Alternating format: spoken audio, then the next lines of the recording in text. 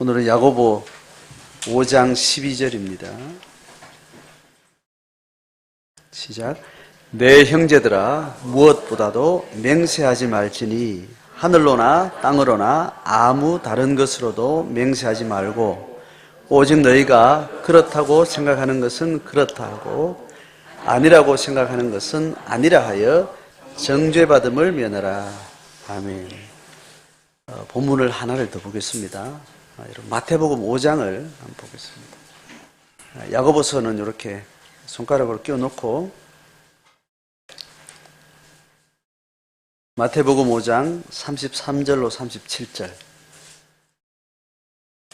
같이 읽습니다.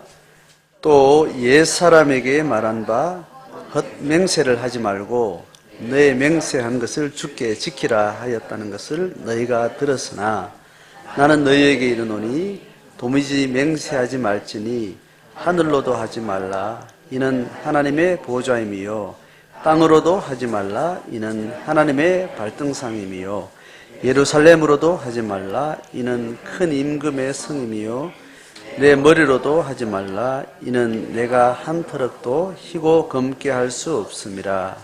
오직 너희 말은 옳다 옳다 아니라 아니라 하라. 이에서 지나는 것은 악으로부터 나느니라. 아멘. 야고보서의 5장에 이렇게 나타나는 글들은 어떤 주제가 이렇게 연결되는 매끄러운 것도 좀 없고 탁 그냥 이렇게 단절되는 것 같은 그런 분위기가 많습니다. 특히 12절도 그렇고 13절부터는 기도에 대한 이야기고요. 그리고 11절까지도 약간의 주제가 좀 끊기는 것 때문에 공통된 메시지였던 기반이 되는 어떤 깊이를 따라서 해석의 어떤 단위를 이제 추정해 가는데도 좀 고민이 좀 더 필요한데 12절은 그야말로 앞뒤하고 어떤 연계성 없이 한 절만 그냥 훅 들어왔다가 빠지는 것 같은 그런 진술이어서 앞뒤 문맥 맥락과 상관없이 지금 야고보서가 지금 몇 가지 교훈들을 나열하고 있구나라는 이해가 됩니다. 그래서 오늘 12절은 맹세라고 하는 이 부분을 가지고 있기 때문에 다른 본문하고 좀 이렇게 연결하는 것도 마땅치 않아서 이 한 절만 봤습니다. 그런데 오늘 읽었던 마태복음 5장은 야고보서의 진술의 의도와 진술 방식에서 거의 비슷한 패턴을 가지고 있어서 예수님의 가르침하고 연결해서 좀 보면 좋겠습니다. 내용은 아주 심플해요. 마태복음 어떤가 하면 33절에 보면 이렇게 이야기해요. 옛사람에게 말한 바 헛맹세하지 말고 너의 맹세한 것을 주께 지키라 하였다는 것을 너희가 들었으나, 이 말은 어떤 이야기인가 하면 이제 예수님이 팔복을 이야기를 하잖아요, 그죠? 팔복은 다시 산상수훈을 지금 이야기하는 부분이기 때문에 예수님의 하나님 나라 사상에 대해서 가장 직접적이고 가장 전포괄적인 어떤 그런 의미를 담고 있는 이야기가 마태복음 5장의 산상수훈에서 시작하는 이야기들이 쫙 강론이 길어져요. 이것은 모세 오경을 그대로 삼경륜 시대의 코드로 재해석하고 확장하고 완결하는 어떤 그런 의미가 있어서 굉장히 근원적인 해석들을 해요. 그래서 율법에서 말하는 몇 가지 명령에 대한 것들을 기본적으로 거부하고 하나님의 완결적인 해석적인 어떤 계시의 삼경륜 시대의 언어로 막 풀어내기 때문에 율법 시대의 바리새인들이 율법을 행위적으로 지키는 어떤 그런 신앙의 패턴 속에 있던 사람들은 아주 혁명적인 말들을 이제 듣게 되는 겁니다. 그런 가운데 맹세에 대한 마태복음 33절 이야기도 구약 성경에서 신명기를 위시한 맹세에 대한 여러 교훈들에 대해서 그걸 가지고 지금 예수님 시대의 바리새인들이 그걸 적용해서 지키는 여러 가지 패턴에 대해서 새로운 교훈으로 이렇게 열어가는 겁니다. 그래서 옛사람에게 말한 바라는 것은 모세오경에 나타난 맹세에 대한 어떤 교훈들이 있어요. 그 교훈들이 어떤 거냐 하면 33절 보면 옛사람에게 말한 바, 그 구약 성경에 나오는 그 맹세에 대한 교훈은 뭐냐면 헛맹세하지 말고 너의 맹세한 것을 주께 지켜라. 이런 주제였다는 겁니다. 그죠? 그러니까 요 말로 보면 구약 성경에서 이야기한 맹세는 네가 하나님 앞에 어떤 서원을 했을 때 하나님 나 이것을 드리겠습니다. 드리는데 내가 마음이 변하지 않고 하나님 앞에 꼭 하나님 앞에 이것을 약속합니다. 하나님 이름으로 맹세합니다. 이렇게 하나님의 어떤 헌신의 맹세를 했을 때 절대로 그걸 헛되이 여기지 말고 가볍게 여기지 말고 하나님께 맹세한 것은 두려운 마음으로 알고 그렇게 지켜라 이렇게 이야기를 한 이야기예요. 그래서 이스라엘 백성들이 하나님을 배제하고 살아가는 삶에서는 어떤 약속도 하고 자기 결정도 하고 호언장담을 하지만 율법을 받고 살아가는 이스라엘 백성은 어떤 결정을 할 때 특히 신앙을 전제로 할 때 그 신앙을 전제로 하나님 앞에 맹세하는 건데 하나님하고 약속하는 건데 그 약속을 가벼이 여기지 말라는 거예요.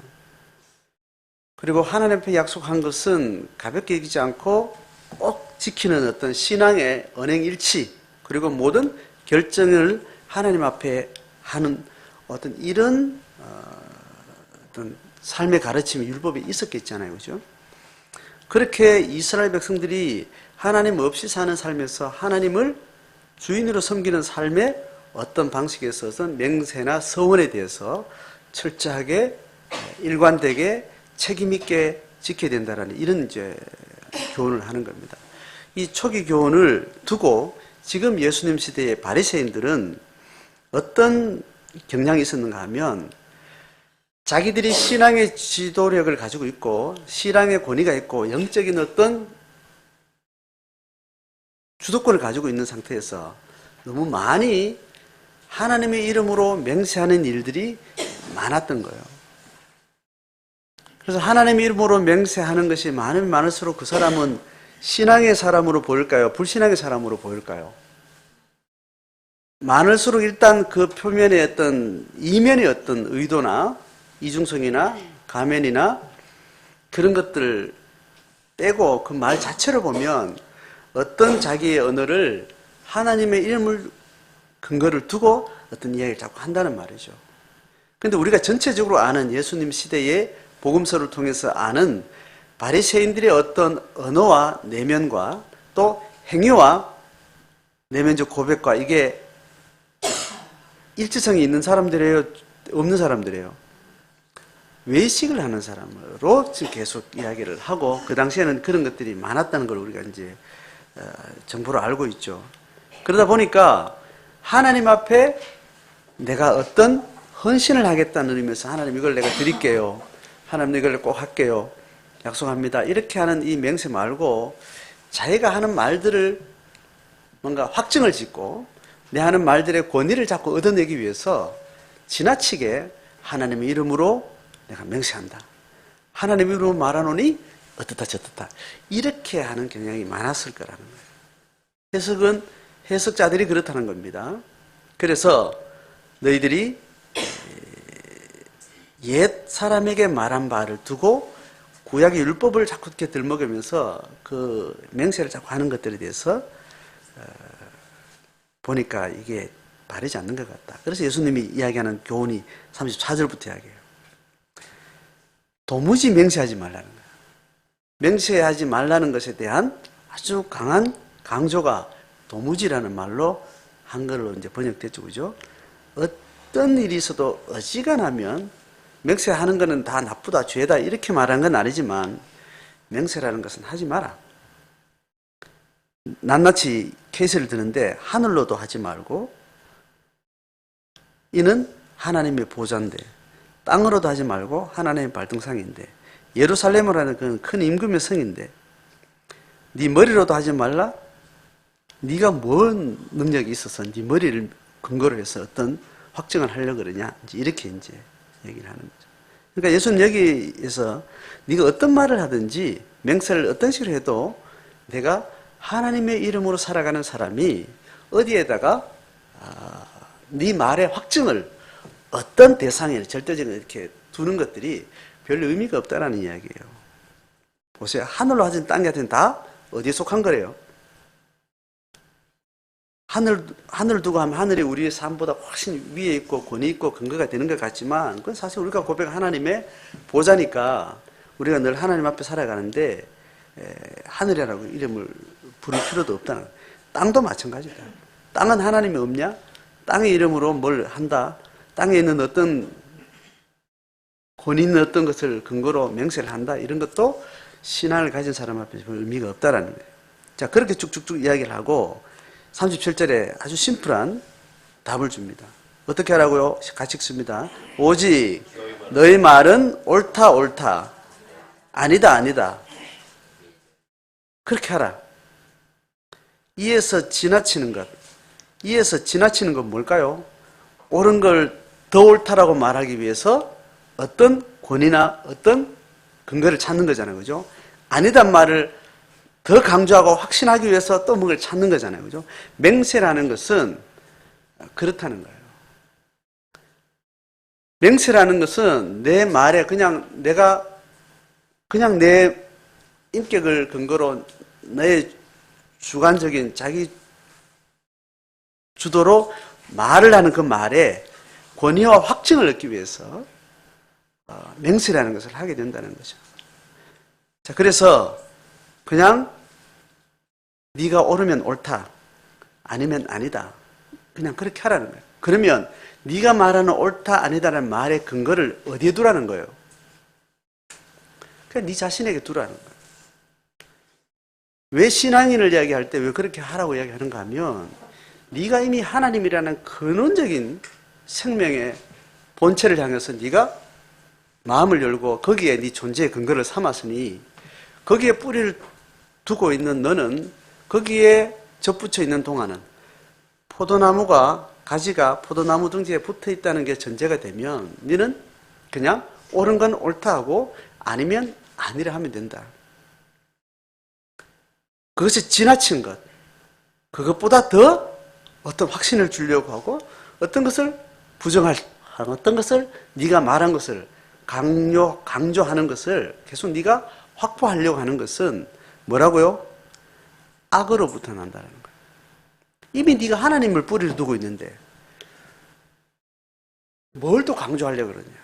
강조해서 얻을 게 뭐냐?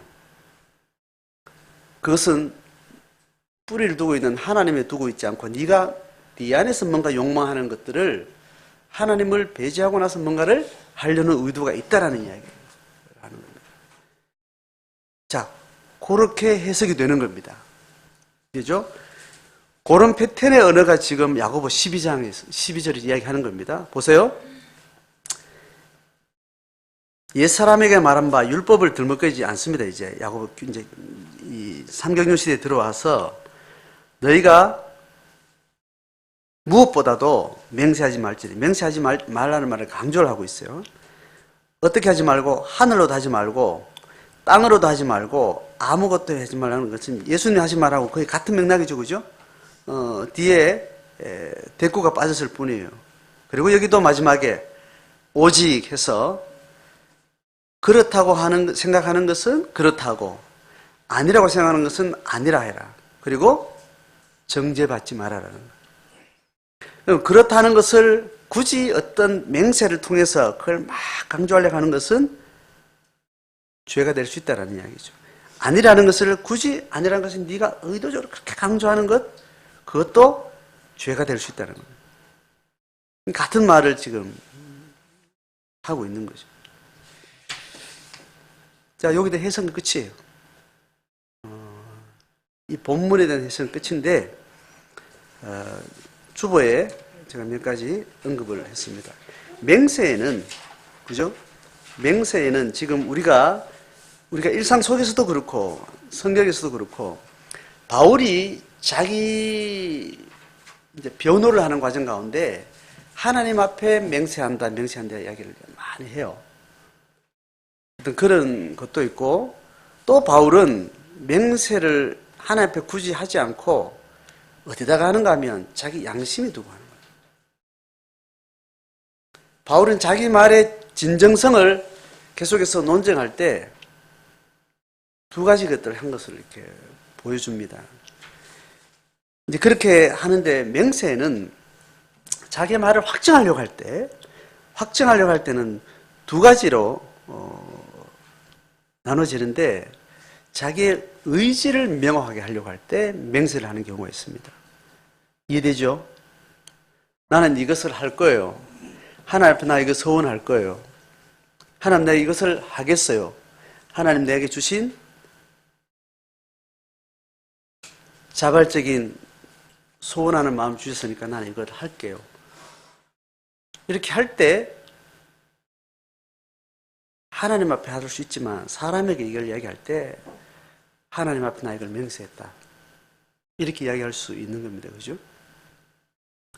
일반 우리가 교회 생활할 때 보면 우리가 어떤 작정 헌금을 하고 서원을 할 때 이것은 하나님 앞에 기본적으로 하는 겁니다. 그리고 그 서원을 공동체에 밝히는 거죠.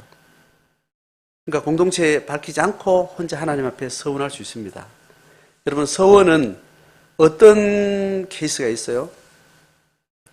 저는 어릴 때 신앙생활 할 때 교회 어른들 통해서 하나님 앞에 서원했다라는 이야기를 내가 처음 들은 기억은 뭐냐면 자기 아들을 하나님 앞에 바쳤다는 이야기를 할 때 서원했다는 이야기를 들었어요. 그래서 이제 서원에 대한 성경에 대한 전혀 단어도 못 들었고 했는데 하나님 앞에 서원했는데 이렇게 어떤 권사님이 자기 아들을 위해서 하나님 앞에 바쳤다는 이야기를 이렇게 하더라고요. 그 이야기 들으니까 이게 청년의 귀로 들을 때는 그 서원이라는 무게가 가볍게 들려요? 무겁게 들려요? 굉장히 무겁게 들리고 일상생활 속에 가볍게 서원했다 이런 말 거의 들은 적이 없었기 때문에 서원했다. 나 처음에는 소원했다라고 나 그렇게 헷갈렸어요. 나중에 서원했다는 말이 소원했다는 말하고 내가 작정했다는 말하고 이게 잘 구분이 안 되다가 그렇지만 그게 소원이 아니고 서원이라는 말은 맞다고 내가 계속 그렇게 이야기하니까 그래서 서원했다는 말은 소원했다는 말하고 다르구나. 그런데 그게 그냥 내가 사람한테 나 이거 할게요 하고 싶어요라고 소원할 수 있는데 하나님 앞에 쓰는 우리가 임금한테 쓰는 단어가 다르듯이 하나님 앞에 신앙의 어떤 전제로 이야기할 때 소원을 그냥 서원으로 이야기하는가 이렇게 또 좀 이렇게 이해를 했었어요. 나중에 보니까 서원은 하나님한테 내가 약속을 하는 거예요. 소원하고 전혀 상관없다. 내가 하나님 앞에 약속하고 내가 결정하는 바를 하나님 앞에 약속하는 게 서원이다 이렇게 들었죠. 이 서원이 저는 맹세하고 같은 의미로 저는 지금도 그렇게 이해를 해요. 이건 뭐 동의가 되죠, 그죠?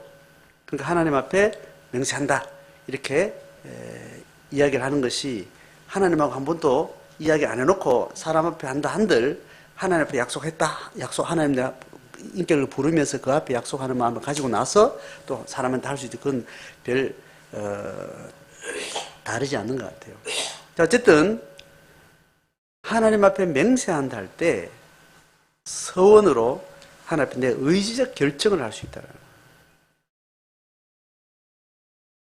내 의지를 이야기할 때 하나님 앞에 나는 맹세합니다. 서원을 하는 것을 내가 서원이라는 말은 맹세인데 자기 결정을 이야기하는 거라고. 그게 있고 또 한 차원의 우리가 일상적으로 쓸 때 내가 하나님 앞에 맹세한다 이렇게 이야기할 때 내가 어떤 의지를 이야기하는 게 아니고 어떤 사실을 진술할 때 내 말의 사실성을 확정할 때 나 하나님 앞에 맹세할 수 있다 이렇게 이야기할 수 있는 거예요. 이렇다 저렇다 이야기할 때 그죠? 네 도둑질 했지? 나 도둑질 안 했다. 했잖아. 봤는데. 뭐 이런 이야기 할 때, 이 보는 관점 따라 이 사실이 좀 다를 수 있잖아요. 그럴 때 자기 편에서 적어도 나는 내 양심상 나는 도둑질을 안 했어. 이거는 의지의 어떤 사실이에요. 사실에 대한 자기 진술이에요. 이것의 확증을 이야기할 때 그 사람이 도둑질하고 나서도 안 했다 할 수 있잖아요. 그런데 적어도 나는 하나님 앞에 나는 이걸 맹세할 정도로 내 말의 확실성을 이야기하고 싶은 겁니다. 그래서 맹세를 한다 할 때 의지하고 다르게 어떤 사실을 진술할 때 맹세한다 할 수 있습니다. 그러니까 지금 예수님 시대의 바리새인들과 그들의 신앙의 지도를 받는 많은 성도들이 실수할 수 있는 부분은 의지의 결정에 대해서 맹세하는 것보다 사실의 진술에 있어서 맹세를 지나치게 많이 하는 거예요. 의지라는 것은 그거는 확인돼야 안 돼요. 확인되는 겁니다. 나는 하겠다라고 이야기했기 때문에. 그럼 네가 하겠다고 결정한 거는 나중에 보면 되는 겁니다. 그래서 그거는 심각하게 여러 방식이 나는 네가 서원한 것은 꼭 지켜라. 이렇게 이야기하는 겁니다. 지키고 안 지키는 보면 알기 때문에 뒤에는 할 말이 없습니다. 지켰는지 안 지켰는지. 안 지키면 꼭 지켜라. 이렇게 이야기하는 거죠.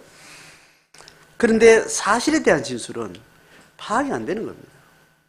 파악이 안 되는데 그 사람이 맹세하는 것이 나중에 뽀록나죠. 거짓을 말했을 수 있는 겁니다. 근데 의지의 맹세는 거짓은 행하라는 것밖에는 다른 일이 없어요. 그런데 진술에 사실 진술에 있어서 맹세라는 그 확증이라는 것은 하나님의 맹세를 하는 것으로 그것이 되는 게 아닌 겁니다. 처음부터 가한지 불가한지는 결정이 나는 겁니다. 자, 그래서 예수님 시대의 맹세에 대한 권면이나 야고보 시대의 이것도 의지에 대한 문제보다는 의지에 서원할 때 맹세보다는 사실 진술을 할 때 일상생활 속에서 자꾸 하나님의 이름을 자꾸 들먹이면서 자기 말의 진실성을 확정하려고 하는 그런 것들이 계속 있을 수 있다는 겁니다. 그런데 이것이 먹혀요, 안 먹혀요? 어느 정도? 이게 타당성이 있나요, 없나요? 어느 정도? 어느 정도? 나도 맞다니까 내 말 맞아 이렇게 말할 때 확실성하고 딴 조건이 딱 같을 때 나 하나님 앞에 맹세할 수 있어 나 이거 맞아 이렇게 말할 때하고 어느 정도 맹세를 할 때가 훨씬 더 확실성이 있을 수 있죠, 그죠?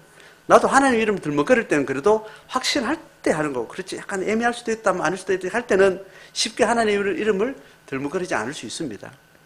근데 그렇게 해서 그 개연성이 있는 거예요, 그죠? 어느 정도. 그래서 그렇게 뭔가를 자꾸 강조를 하다 보면 내가 이름을 들먹거리면 상대방도 어느 정도 수용을 해주다 보니까 안 할 때보다 할 때가 더 잘 먹히잖아요. 그러면 자꾸 내가 뭔가를 확정하려고 할 때 자꾸 맹세를 들먹거리게 되는 겁니다. 그러다 보니까 실제로 자기 양심에도 확실한 어떤 자기 점검이 되지 않는 상태에서도 맹세를 걸고 뭔가를 자기 의도를 따라 뭘 하게 되는 게 자연스럽게 이렇게 하다 보면 그게 일상이 되어버리는 거예요. 그래서 처음에는 하나님 이름으로 맹세하는 것이 굉장히 마음 심중에 무겁게 가지고 왔다가 그게 자꾸 하다 보니까 그냥 뭔가 자기가 확신하다 싶을 때는 하나님 맹세한다. 아이고 주여 뭐 이렇게 하듯이 하나님을 너무 가볍게 그냥 가져와서 자기가 하고 싶은 이야기를 자꾸 하게 되는 거예요. 그런 것들이 나중에 밝히고 보니까 하나님 이름을 들먹거리는 사람이 너무 한 달 뒤에 뽀록 나는 것도 아니고 바로 그 다음날 아는 게 보여지고 그러고 보니까 하나님 이름이 너무 가볍게 들먹거려지는 겁니다. 이제 그런 것들이 있었겠죠. 예수님 시대에도 야고보 시대에도. 그래서 맹세를 그렇게 너무 하지 마라 이 말입니다. 자, 그 말은 맹세만 뺐지 뭐를 지나치게 하지 말라고 이야기하는 거예요. 자기가 어떤 진술을 할 때 뭐를 지나치게 하지 마라. 맹세를 좀 절대 하지 마라. 이 말은 뭘 좀 하지 말라는 이야기예요? 자기 말에 대해서, 자기 확신에 너무 갇히지 말라는 얘기예요. 그 말로 자연스럽게 해석이 되는 겁니다. 그래서 이 본문이 말하고 있는 바는 그 이야기다 할지라도 조금 넓게 해석을 하면 하나님 앞에 신앙으로 사는 사람이 신앙이 없는 사람도 마찬가지죠. 더더구나 신앙의 사람은 어떤 세상을 보는 시각 자체가 층이 훨씬 더 폭넓고 깊고 근원적인 시야를 가지고 있는 거예요. 하나님 없는 사람은 보이는 세상에 대해서만 사실이라고 알고 있는 사람들입니다. 그런데 하나님을 믿는 사람은 보이지 않는 세상에 대해서 사실이라고 믿고 버젓이 거기를 기반으로 해서 보이는 어떤 모든 가치를 거기에 얹고 살아가는 사람들. 그러니까 신앙을 이야기하는 사람은 훨씬 더 사실 확인이 안 되는 영역에 가타부타를 고민하는 사람들이고 그 가타부타 위에 사실이 확인되는 어떤 삶이나 어떤 가치를 그 위에 얹고 사는 사람이기 때문에 굉장히 위대한 사람처럼 보이고 힘 있는 사람처럼 보이지만 굉장히 허망하고 굉장히 사기를 칠 가능성이 많은 거예요. 거짓말도 엄청난 거짓말을 할 위험이 많은 겁니다. 자, 그런 차원에서 맹세를 하지 말라는 이 권면은 안 믿는 사람보다 확률적으로 믿는 사람에게 더 적용이 되는 거예요. 그렇다면 믿는 사람은 어떤 말의 확실성을 더 조심해야 된다는 거예요. 왜냐하면 우리의 말에는 확인이 불가한 영역에 많은 영역들을 담고 그걸 뿌리에 두고 어떤 사실들을 많이 말하기 때문에 확실하다고 이야기하는 것들은 네가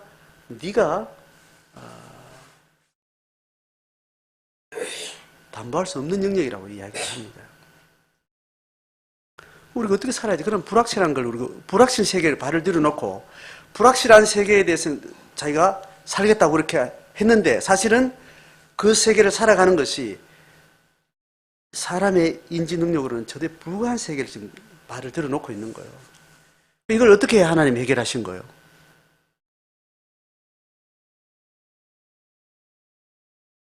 인간의 인지력으로는 알 수 없는 깜깜한 공간에 발을 들여놓으면서 내가 여기서 확실하게 내가 살겠다고 이야기하니까 뭐가 있어야 되는 거예요? 도시에, 그죠? 도시에 밤 12시 넘어 나 지금 밖에 나가서 산책하고 올게 하면 그 산책이 위험할 수는 있을지언정 밤이 어두워서 밤길이 어두워서 넘어지거나 자빠지거나 그렇게 할 걱정은 없는 것 아니에요? 왜요?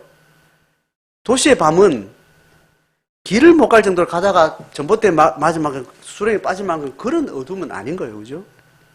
이게 혼적으로 사는 사람들의 세계관이란 말이에요. 그런데 하나님을 믿음으로 살겠다는 사람은 인간의 지각은 동일한데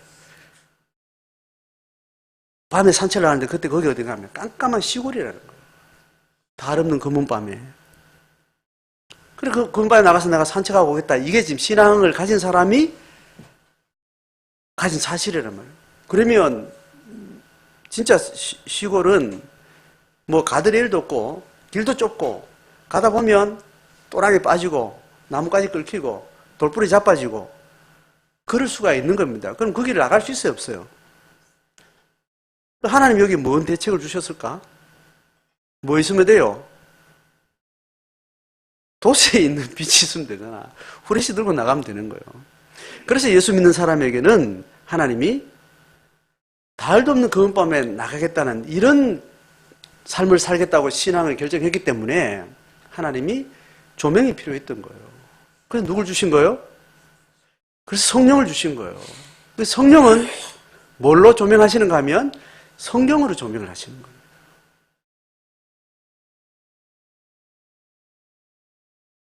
그래서 성령의 조명이 아니면 우리가 이 신앙의 길을 절대로 살 수 없는 존재가 과하게 성령과 교감하는 깊이와 집중력이라는 것이 전제되지 않는 상태에서 어떤 사태와 사실을 확증하려고 하는 그 자세 자체가 하나님으로서는 그건 네가 할 몫이 아닌데. 그래서 하나님이 구원을 이룬다는 차원에서 신앙의 삶을 완성해가고 신앙의 삶을 성취해가는 삶에 있어서는 어떤 자세를 하라는가 하면 두렵고 떨리는 마음으로 하라는 거예요. 네 자신도 믿을 수 있다 없다? 믿을 수 없다라는 얘기예요. 신앙을 배제한 인간의 일반인적 능력에서도 인간의 인지 능력을 연구를 하고 그 사실을 통계적으로 조사를 해보니까 사람이 어떤 것을 인지하고 그것을 이해하고 확증하는 그 과정이 너무너무 부실하다는 거예요. 인간의 인지력이 부실하고 기억이라는 것이 얼마나 왜곡되고 또 사람의 감정에는 무의식과 정서라는 세계가 있어가지고 어떤 지적인 사실을 이해하는 그것을 정리하고 표현하고 그것을 전달하는 데는 너무너무 많은 왜곡이 부조가 되어 있다는 거예요. 일반은적으로 상담 심리에서 그 이야기를 하는 겁니다. 뇌과학에서 이야기를 하는 겁니다. 철학에서 이야기를 하는 거예요. 인간이 확실하다고 이해하는 것 자체가 얼마나 허상인지, 확실하다는 것으로 결정 내리기에는 한 사람의 관점과 경험과 이해와 논리 체계라는 것이 얼마나 허점투성인가에 대해서 인류의 모든 경험은 그것을 이야기하고 있습니다. 더더구나 영적인 세계가 배제된 상태에서 인간의 어떤 확실성이라는 것은 이렇게 허상을 많이 가지고 있는 것이 백일하에 드러나고 있는데 그보다 더 깊은 영적인 세계를 기반으로 살겠다고 하는 그 인간의 어떤 확실성이라는 것은 굉장히 위험할 수 있다는 얘기예요. 맹세하지 말라는 것은 오늘 우리 신앙을 가진 사람에게는 너무나 엄청난 지적 체계를 우리 가운데 조명해주는 성령이라는 하나님의 존재가 있음에도 불구하고 그와 교제하고 코이노니하고 그의 조명이라는 것이 여러 과정을 통해서 확증되지 않는 상태에서 어떤 확신과 어떤 결정이 얼마나 위험한지에 대해서 성경은 우리에게 계속 이야기를 하고 있습니다. 그래서 니하고 차원이 다른 영적인 존재도 하나님의 수준과 버금갈 만큼 하나님과 맞짱 뜰 만한 이런 사단의 실체라는 것이 전략적으로 다양한 쫄개를 통해서 총체적으로 긴 역사를 통해서 한 사람의 영혼의 그 지력을 망가뜨리고 있다. 이렇게 우리에게 말을 하고 있는 거예요. 그래서 우리가 어떤 확증을 한다는 것에 대해서는 신앙으로 사는 사람 앞에서는 굉장히 위험한 일이에요. 그래서 지금 현재 내가 내 양심에 최소한 자기 골방에서 자기 양심의 점검을 하고 나서 그리고 일반론적인 지적인 성경의 가르침의 그 논리성 안에서 내가 하고 있는 자기 언어와 자기 확신에 대해서 어느 정도 정리가 되면 그냥 그러면 그렇다라고 이야기를 하고 아니면 아니다라고 이야기하고 하고 나서 그런데 나도 잘 모르겠다는 말을 관로에 넣고 있어야 됩니다. 그 말은 뭡니까? 네가 맞거든 혹시 나한테 말해두고 이걸 전제로 이야기를 하는 거예요.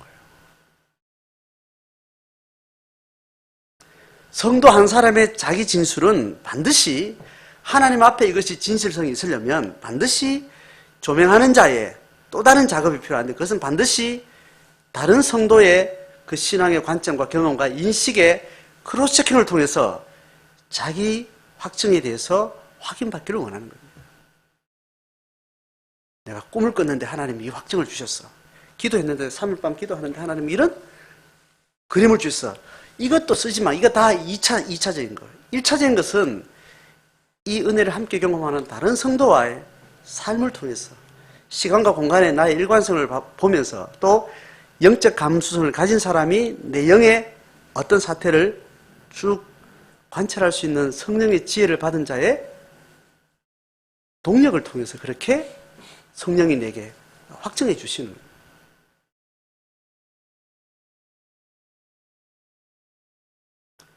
자, 그렇게 우리는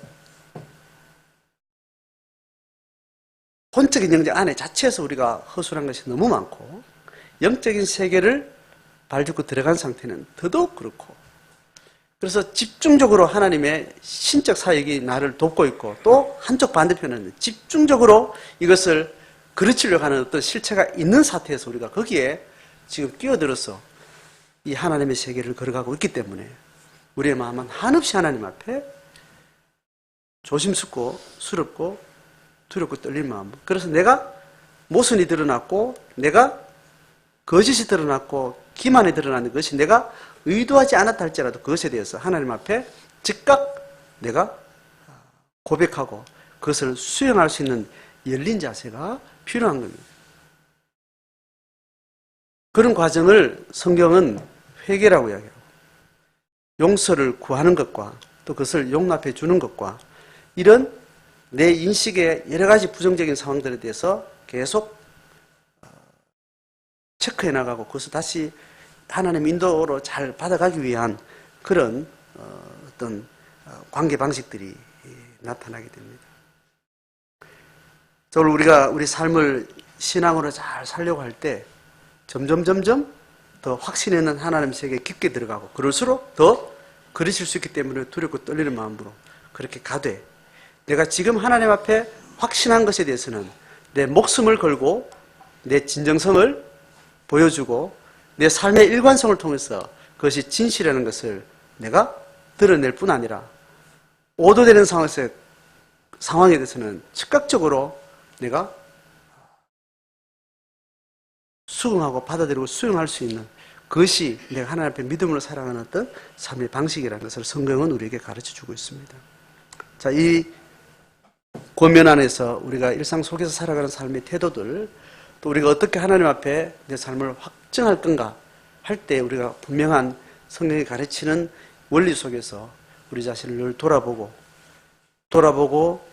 거기에 어떤 면에서 내 목숨도 걸 수 있지만 어떨 때는 가볍게 내 어떤 주장이나 어떤 확신도 하나님 앞에 포기하고 내려놓는 그런 자세들이 요구됩니다. 그런 삶으로 하나님 앞에 신실한 신앙을 잘 가져가기를 주의 이름으로 축복합니다. 아멘.